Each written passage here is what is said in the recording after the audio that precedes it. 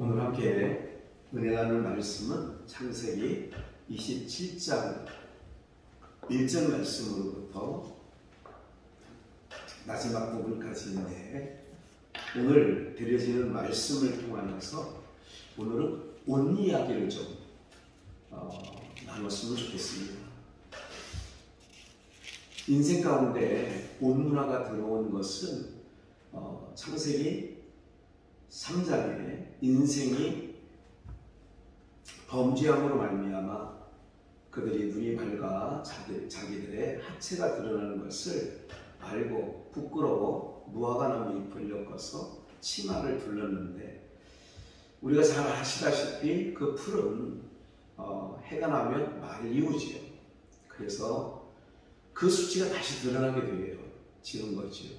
이것이 옷 문화의 시작인데, 창세기 27장 1절 말씀부터 보면 이삭이 나이 많아 눈이 어두워 잘 보지 못하더니 맏아들 에서를 불러 가로되 내 아들아 하매 그가 가로되 내가 여기 있나이다 하니 이삭이 가로되 내가 이제 늙어 어느 날 죽을는지 알지 못하노니 그런즉 내 기구 곧 전통과 활을 가지고 들에 가서 나를 위하여 사냥하여 나의 즐기는 별미를 만들어 내게로 가져다가 먹게 하여 나로 죽기 전에 내 마음껏 내게 축복하게 하라. 5절 이삭이 그 아들 에서에게 말한 때에 리브가가 들었더니 에서가 사냥하여 오려고 들러 나가매 리브가가 그 아들 야곱에게 일러 가로되 내 부친이 내 형 에서에게 말씀하시는 것을 내가 들으니 이르시기를 나를 위하여 사냥하여 가져다가 별미를 만들어 나로 먹게 하여 죽기 전에 여호와 앞에서 내게 축복하게 하라 하셨은지, 그런즉 내 아들아 내 말을 쫓아 내가 내게 명하는 대로 염소떼에 가서 거기서 염소의 좋은 새끼를 내게로 가져오면 내가 그것으로 내 부친을 위하여 그 즐기시는 별미를 만들리니 내가 그것을 가져 내 부친을 들여서 그로 죽으시기 전에 내게 축복하기 위하여 잡수시게 하라. 야곱이 그 모친 리브가에게 이르되 내 형 에서는 털 사람이요 나는 매끈매끈한 사람인즉 아버지께서 나를 만드실 때인데 내가 아버지께 속이는 자로 배울지다. 복은 못사고 저주를 받을까 하나이다. 13절 어미가 그에게 이르되 내 아들아 너의 저주는 내게로 돌리리니 내 말만 쫓고 가서 가져오라. 그가 가서 주하여 어미에게로 가져왔더니 그 어미가 그 아비의 즐기는 별미를 만들었더라.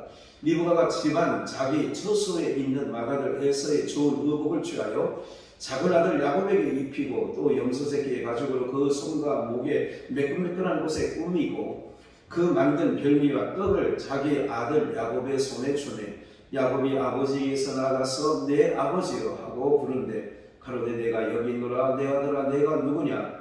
야곱이 아비에게 대답하여 하되 나는 아버지의 맏아들 에서로소이다. 아버지께서 내게 명하신 대로 내가 하였사오니 청컨대 일어나 앉아서 내 사냥한 고기를 잡수소서. 아버지의 마음껏 내게 축복하소서. 이삭이 그 아들에게 이르되 내 아들아 내게 어떻게 이같이 속히 잡았느냐. 그가 가로되 아버지 하나님 여호와께서 나로 순족히 만나게 하셨음이니이다. 이삭이 야곱에게 이르되 내 아들아 가까이 오라. 내가 과연 내 아들 에서인지 아닌지 내가 너를 만지려 하노라. 22절 야곱이 그 아비 이삭에게 가까이 가니 이삭이 만지며 가로되 음성은 야곱의 음성이나 손은 에서의 손이로다 하며 그 손이 형 에서의 손과 같이 털이 있으므로 능히 분별치 못하고 축복하였더라. 이삭이 가로되 내가 참 내 아들 에서냐. 그가 대답하되 그러하니이다. 이삭이 가로되 내게로 가져오라. 내 아들의 사냥한 고기를 먹고 내 마음껏 내게 축복하리라. 야곱이 그에게로 가져가매 그가 먹고 또 포도주를 가져가매 그가 마시고 그 아비 이삭이 그에게 이르되 내 아들아 가까이 와서 내게 입맞추라. 그가 가까이 가서 그에게 입맞추니 아비가 그 옷의 향취를 맡고 그에게 축복하여 가로되 내 아들의 향취는 여호와의 복주신 밭의 향취로다.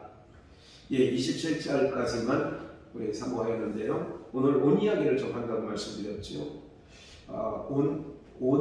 온의 그 기원은 인간이 타락함으로 말미암아 창세기 2장에는 아담과 하와가 벌거벗었으나 부끄러워하지 아니했다 그랬는데, 창세기 3장에 하나님이 지으신 들짐승 중에 뱀이 가장 간교했다고 했습니다. 그래서 하와에게 찾아와서 대화를 나누죠. 예. 너희더러 이 동산에 있는 모든 실과를 먹으라 하더냐. 중앙에 있는 선악을 알게 하는 실과를 먹지 말라. 죽을까 하노라. 이렇게 말할 때에 결단코 죽지 아니하리라. 창세기 2장 17절에는 정령 죽으리라고 하는 하나님의 말씀이 단계를 걸치니까 어떻게 되냐면 죽을까 하노라. 이거는 확신이 아닌 거죠. 세 번째, 뱀은 결단코 죽지 아니하라. 아니 정령 죽으리라는 하나님의 말씀이 결단코 죽지 아니하는 것으로 완전히 변질되는 거죠. 이것을 우리가 신앙하는 우리의 모습 속에 말이 얼마나 중요한가도 알고 살펴야 되는데, 저는 목회를 한 30여 년 하면서 느껴지는 게 우리나라의 번역본이, 과거에 제가 어렸을 때 우리 아버님 목회하시고 그런 시절에는 개혁성이 하나밖에 없었습니다. 그러나 어느 때부터인가 새번역, 표준새번역, 그리고 공동번역 등등 여러 번역사가, 그래서 어느 교회는 어느 번역서를 쓰고 어느 교회는 어느 번역서를 쓰면서 참 제가 느껴지는 부분이 있습니다. 뭐냐면 하나님의 말씀이 같은 의미를 할지라도 좀 약화됐다는 느낌이 들고요. 그리고 우리가 구음이, 이게 하나님의 진리의 말씀이 한 목소리에서 나와야 되는데 저마다 표현 방법에 따라서 이렇게 해석을 하는 것을 통하여 사실은 한국교회의 여러 가지 어려운 일을 겪게 되는 일 중에 하나이다, 이렇게 생각을 하는 겁니다. 그래서 변질되는 거예요. 정령 죽으리라, 죽을까 하노라, 결단코 죽지 아니하리라. 그러나 어쨌든 뱀의 유혹, 이 뱀은 창세기 12장에 가서 보면 뭐냐면 하늘의 용과 미가엘이 싸움을 싸우지 않습니까? 그럴 때에 미가엘 전사장이 그 용을 잡으니 이렇게 말합니다. 옛뱀이요. 여기서 옛뱀이라고 하는 계시록 12장에 있는 것은 창세기 3장 1절에 하나님이 지으신 들짐승 중에 뱀이 가장 간교하다라고 하는 그 뱀을 놓고 하는 얘기죠. 그러니까 그는 뭐냐? 요한계시록 12장의 말씀 이어서 드리면 온 천하를 꿰는 자다. 그래서 정말 하나님의 형상대로 지음을 받은 아담과 하와도 그 꿰임에 넘어간 거 아니겠습니까? 벌거벗었으나 부끄러워하지 아니하였던 이 아담과 하와에게 부끄러움이 찾아왔습니다. 선악을 알게 하는 실과를 먹지 말라는 주님의 엄한 하나님의 명령을 어기고 그것을 까먹은 결과 뱀의 말대로 눈이 밝아졌습니다. 그래서 그 안 봐도 되는 육신의 허물과 수치를 보게 되는 거죠. 그래서부터 이때부터 인류 역사의 온 문화가 되어지는 거지요. 이제 옷은 뭐냐면 가리우는 거예요. 사람들이 옷을 잘 근사하게 차려 입으면 다 우리가 겉을 보니까 우리가 속아 넘어갈 수 있습니다. 옛날에 70년대 이런 말이 있습니다. 정말 그 멋진 신사복을 입고 이렇게 하는 사람들은 사기꾼이니까 잘 조심해라, 뭐 이런 말을 제가 어렸을 때 들은 기억이 나는 것 같습니다. 어쨌든 옷 문화가 이렇게 시작되어졌는데, 그러면 오늘을 사는 우리 그리스도인인 우리는 어떤 옷을 입고 살아야 될까요?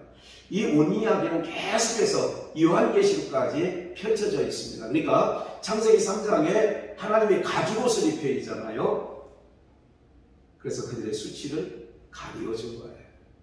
아담과 하와가 창세기 4장에 보면 아들을 낳았는데 가인을 낳고 둘째를 낳았는데 아벨을 낳았죠. 근데 아벨은 목축하는 자고 가인은 농사짓는 자예요.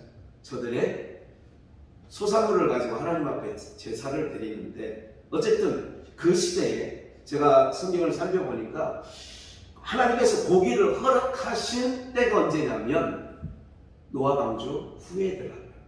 그러면 노아 방주 이후에 사람들에게 고기를, 육류를 먹게 했는데, 그러면 뭐 노아 방주 이전에 목축을 한다는 것은요, 어리석은 짓이에요. 야, 너 양쳐? 그거 뭐 하려고 치는데? 이게 양을 치는 거는 의미가 없다는 거죠. 그런데 아담과 하와에게 그 아들은 들은 얘기가 있는 거죠. 우리가 이렇게 하나님의 명령을 어기고 하나님의 법을 불순종하여 선악과를 따먹었을 때에 우리에게 양을 잡아서 수치를 가려줬다. 그래서 이제 그때부터 히브리서 11장에 보면 아벨은, 믿음으로 아벨은 가인보다 더 나은 제사를 드렸다, 이렇게 말하는 것처럼 믿음이 그에게 선물로 주어지니까 돈 안 되는 목축을 하기 시작했던 거지요. 이 양들의 겉옷을 가지고 가죽옷을 가지고 우리의 수치를 가리워 주실 분이 오신데, 요한복음 1장에서도 세례요한이 이렇게 말하죠. 세상죄를 지고 하는 하나님의 어린 양을 보라.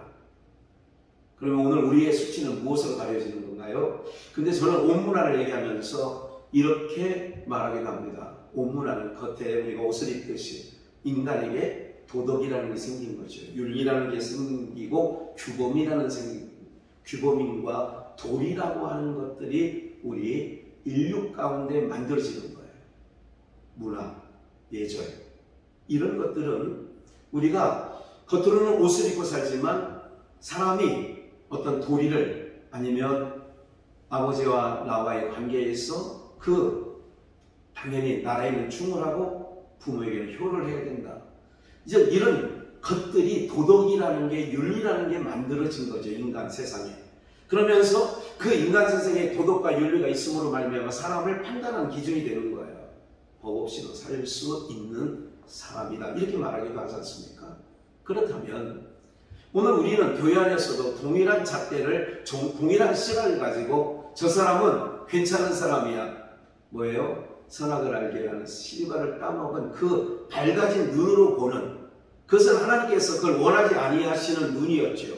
그래서 남을 판단하는 너희가, 판단하지 말라는 거죠. 비판하지 말라는 거예요. 그런데 우리는 선악과를 따먹지 아니한 우리에게도 아담과 같은 죄가 있다라고 로마서 8장 7장에 있는 것처럼 오늘 우리 모두에게는 그러한 잣대로, 그래서 우리는 도덕이라는 옷을 입고 윤리라는 옷을 입고, 그래서 세상 모든 사람들이 요새 TV 뉴스를 통하여서도 안 그럴 것 같은 사람이 뇌물을 먹고 또 이상한 범죄를 하고 그러면서 화들짝 놀라기도 하고 이런 거 아니겠습니까? 왜? 모든 사람들이 영육간에 옷을 입는 거죠.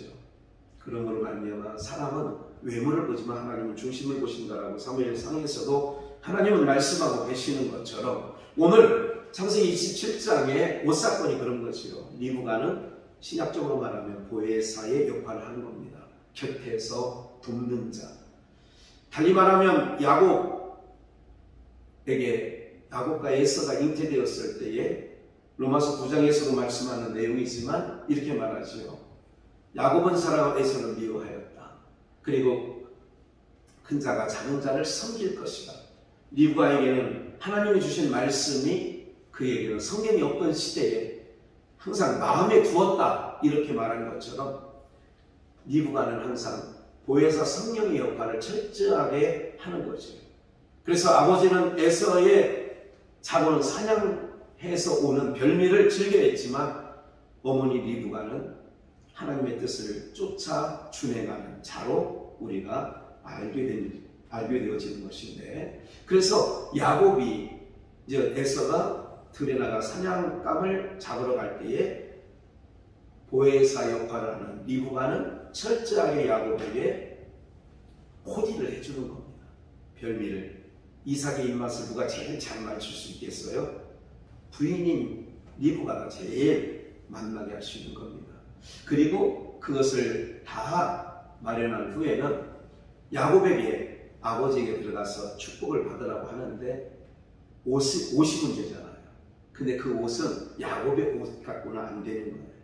그래서 에서가 즐겨 입는, 그래서 오늘 본문의 말씀에도 나와 있는 것처럼 그 옷의 향취를 맡고 그에게 축복하여 가로되, 27절에 보면 향취를 맡는 거예요. 옷의 향취.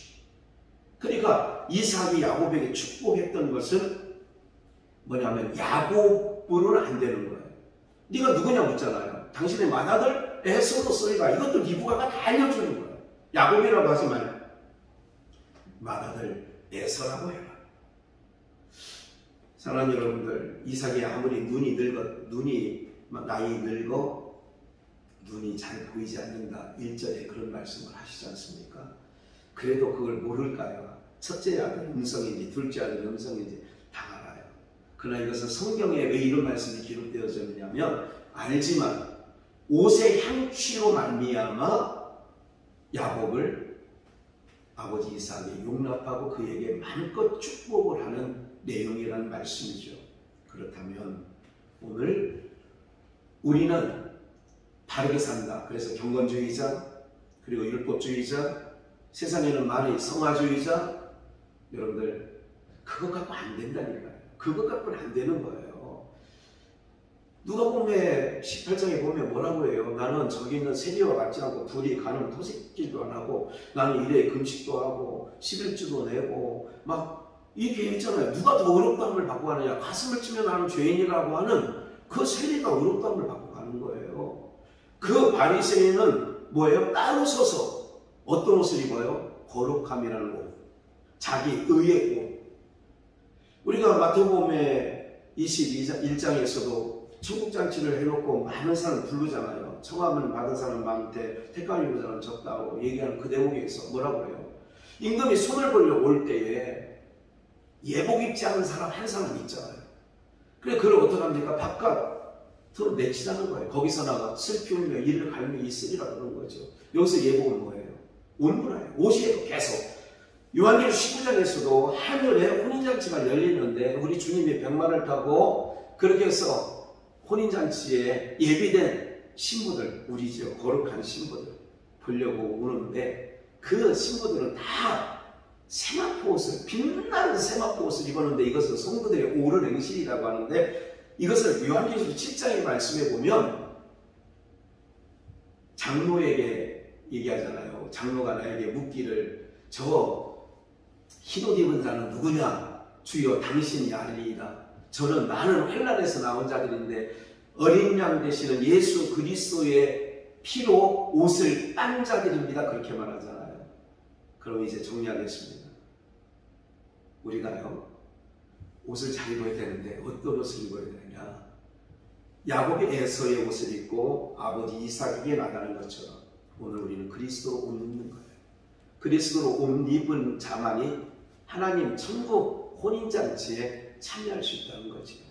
그래서 인간의 의, 교회 안에서 이게 중요한 게 아니야. 내가 종교놀이는 많이 해.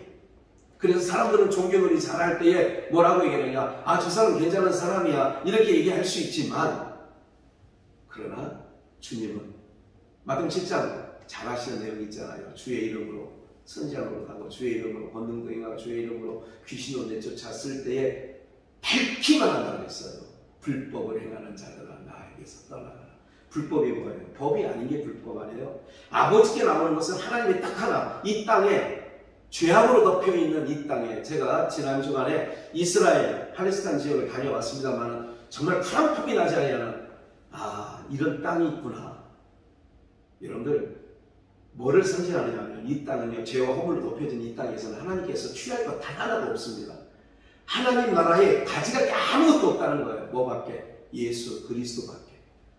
그래서 하늘 보좌에서 이 땅에 구원자를 보내신 거예요. 그래서 저를 믿는 자, 창세전에 에베소서 1장 3절 이하에 나온 것처럼 창세전에 자기 아들들 되게 하시려고 택하심을 받은 예정하신 그 아들들을 부르러 오려고 주님이 오신 거 아니에요.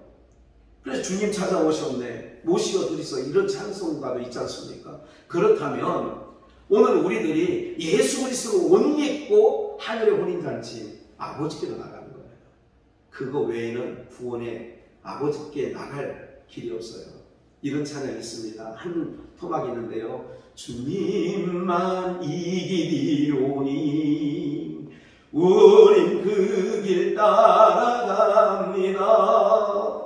요한복음 14장에 뭐라고 그래요? 길이요 진리요 생명이신 그 주님 나로 말미암지 않고는 아버지께로 올 자가 없다라고 합니다. 그럼 우리 어떤 옷을 입고 가야 될까요?